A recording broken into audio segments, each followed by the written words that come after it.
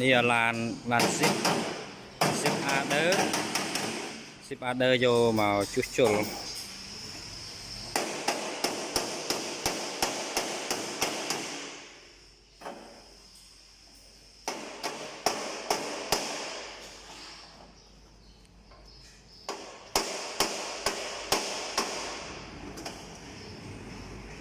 นี่จิงเพียกับprofessional ជំនាញខាងតោនជួសជុលពួកឡាន zip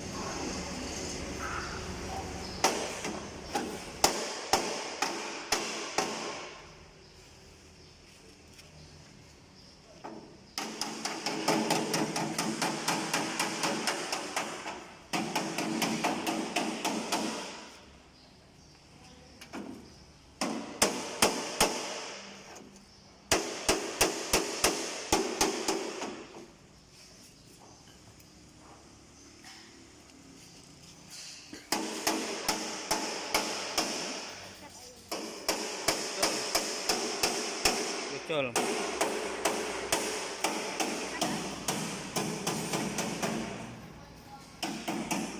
ឡាននេះធ្វើរយៈពេលប្រហែលជាទាំងជួសជុលទាំងធ្វើថ្នាំប្រហែលជា2 ខែ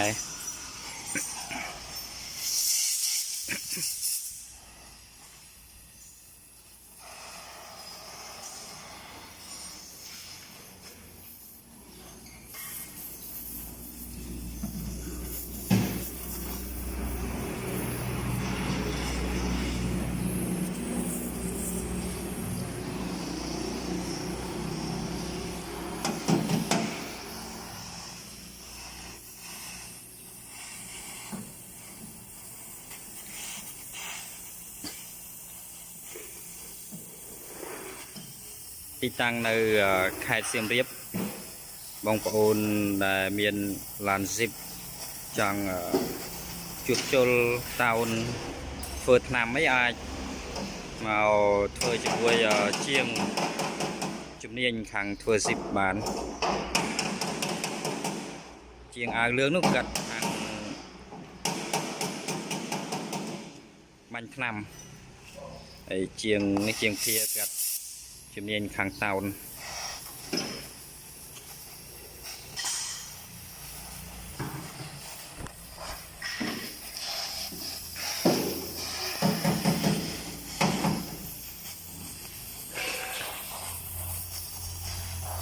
ឡូវនេះកង់អីដោះចេញអស់ហើយនេះកង់ reservoir ចាក់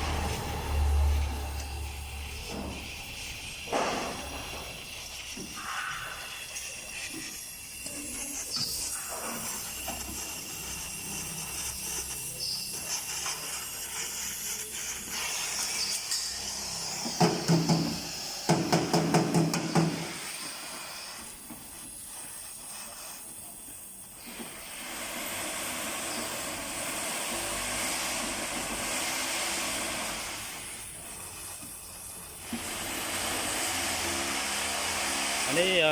យើងតោនហើយយើងតោននៅសាច់ហើយចាំមកយើងធ្វើថ្នាំវាតោនរួចយកទៅធ្វើថ្នាំ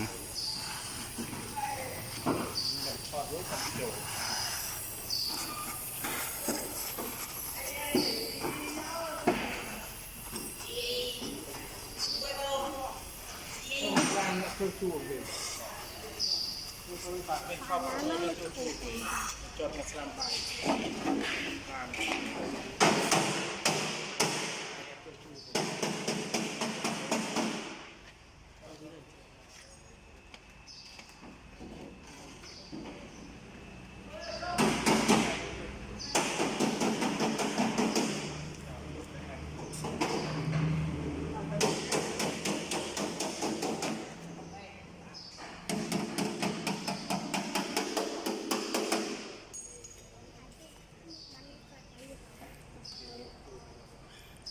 vô mà chuốt chôn luôn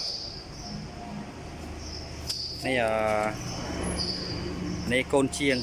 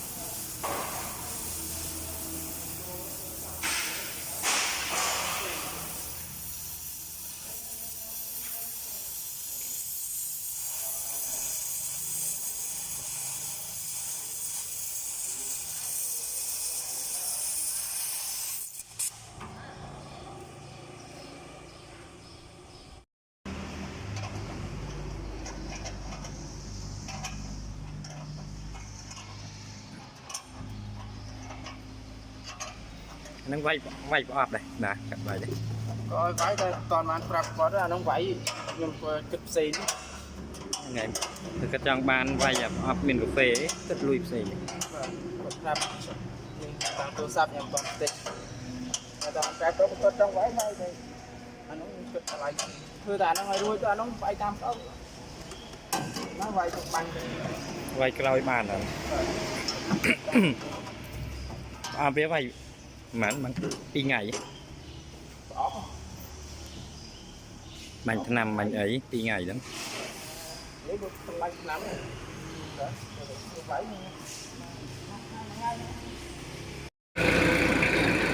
đó